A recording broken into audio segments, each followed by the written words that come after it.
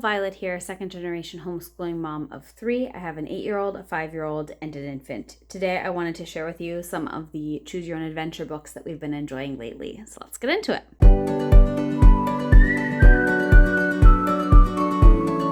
So both of my kids really like Choose Your Own Adventure books. Some of these are more traditional Choose Your Own Adventure books. A lot of them are a lot more open-ended than the Choose Your Own Adventure books that I grew up with. So this first one is my kid's favorite. This one we actually own. It's called Today by Julie Morstab.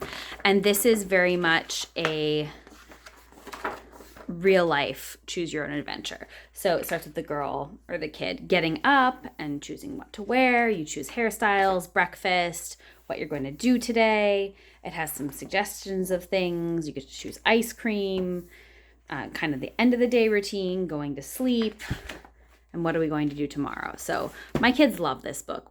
These next 4 are all kind of the same thing. They're called Let's Tell a Story. And so there's Space Adventure, Pirate Adventure, Jungle Adventure, and Fairy Tale. And each of them, they're kind of all set up the same way, where it tells you how to use the book. You choose your characters, you choose your gear. There's things you choose along the way, where you're going, what villain you're going to face, other challenges and friends, where you end up, that kind of thing. So I'll just flip through each of them so you can see them. We check these out so much that my kids are planning to ask for them for their birthdays, because pretty much as soon as we return them, they want to check them out again. And so these are supposed to be storytelling books where you're making your own story with your own, all the things that they suggest in here, or you can suggest your own. And yeah, these are just really, really fun. This next one is called Pick Your Path, Search for the Giant Squid. So this is a science adventure, and it's the only one so far, but it looks like it's going to be a series, which I find exciting. So you have your expedition team, and it tells you a little bit about the squid you're looking for. And then this is set up more like a traditional Choose Your Own Adventure, where you have several different choices, and then you go to the page of whatever choice you choose. So not all of the paths, most of the paths actually do not end up with the giant squid. You have to choose the right area of the world and the right kind of directions when you're down there to find the giant squid. So yeah, my daughter really enjoyed this one. This next one's called Endlessly Ever After. And this has a whole bunch of different fairy tales mixed together, essentially. And this one's also where you, more like a traditional one, where you tells you what page to turn to depending upon what you choose. But this one was really fun too.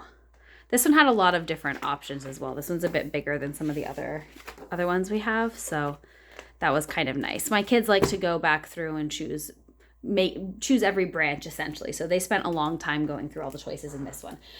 One of the things that I really like about Choose Your Own Adventure books is that my son isn't quite up to reading most of the words in like one of these bigger Choose Your Own Adventure books, but he and my daughter will do them together, where she'll read it and he'll choose, and she'll flip back and forth, and they'll do it together, and it's just really cute, and I'm really happy that they'll do that together. This next one is called Complete the Quest, The Poisonous Library.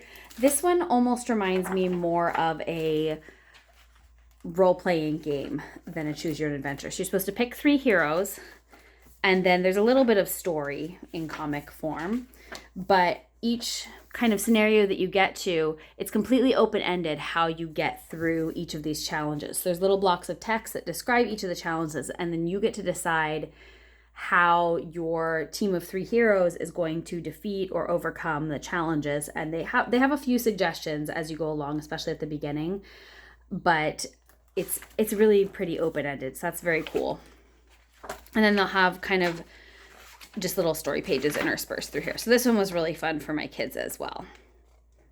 And then it's all wrapped up at the end. And then it talks about different ways to go through this again and change things. And there's one point where you get to choose your characters' backstories. And if you don't like any of the suggestions they have, you can make up your own. And this one was just really fun. This last one's actually not a Choose Your Own Adventure, but we just got it from the library and I thought it was cool, so I thought I would show it to you. This is called Space Pirates, a map reading adventure. And so this one's more of a search and find quest, but you have to use your map reading skills to go through the map and find the treasure chest. And then it tells you on the next page, if you got to this treasure chest, you were correct. And then you have to use your map reading skills again to navigate on each page. So this one's not really a Choose Your Own Adventure, but my kids similarly enjoyed doing it together, kind of in the same way that they do the Choose Your Own Adventure books together, so I thought I'd throw it in there too because that one was fun.